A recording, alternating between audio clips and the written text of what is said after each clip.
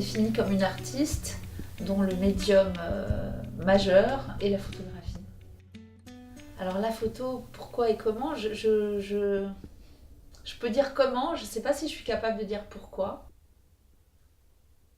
Quand j'étais adolescente, je me suis inscrite au club photo de mon collège. Et je trouvais ça magique, la façon dont ces images apparaissaient. Je crois qu'à l'époque, j'étais même plus intéressée par le tirage que par la prise de vue. Et ensuite, quand j'ai fait mes études et que j'avais envie de m'orienter dans des études type Beaux-Arts, c'était très loin de l'univers de mes parents. Donc j'ai écouté ce qu'ils souhaitaient que je devienne et j'ai fait d'autres études qui n'avaient rien à voir avec ça.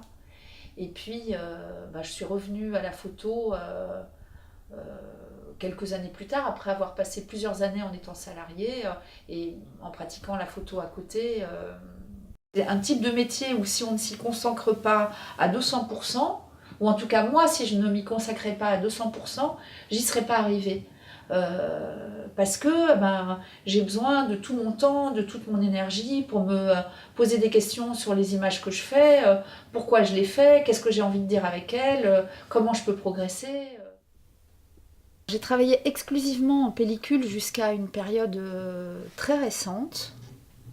Je me disais que je mourrais avant l'argentique et que de toute façon j'avais trouvé mon écriture en argentique dans laquelle je me sentais bien et dont j'avais pas envie de sortir et dont j'avais pas besoin de sortir puisque moi, comme je suis pas du tout dans l'actualité, je peux me permettre d'attendre d'attendre longtemps avant de développer mes pellicules, que l'argentique, le flou, le grain de l'argentique, ça rajoutait quelque chose à mes photos que je trouvais intéressant. Donc j'imaginais rester en argentique jusqu'à la fin de mes jours. Et puis je me suis rendu compte que le nombre de pellicules disponibles baisse dramatiquement, surtout en inversible. Moi, je travaille en inversible.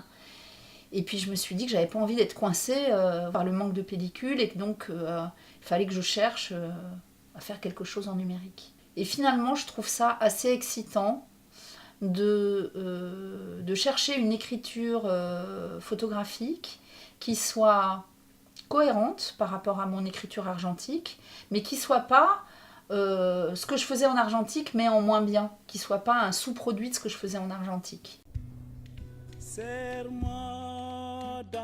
qui est important pour moi, c'est que les gens face à mes images voyagent dans leur tête et se posent des questions dans leur tête sur ça, sur qu'est-ce que c'est l'ailleurs, qu'est-ce que c'est l'autre, qu'est-ce que c'est la réalité, qu'est-ce que c'est la beauté. Je crois que c'est ça qui est systématiquement important dans tout ce que je fais. Chacun voit une photo super différente, qui est juste à chaque fois, enfin, en tout cas qui a une vraie histoire à chaque fois, une histoire cohérente. Et finalement, ça permet à la photo de continuer à vivre. Et finalement, pour moi, c'est ça une photo réussie. C'est une photo qui permet, qui permet aux gens qui sont en face de s'imaginer des choses, d'imaginer des histoires qui sont leur histoire propre. Et finalement que mon image agisse juste en tant que déclencheur. Beau son, non? Ouais. Si tu savais comment je t'aime, toi aussi tu dois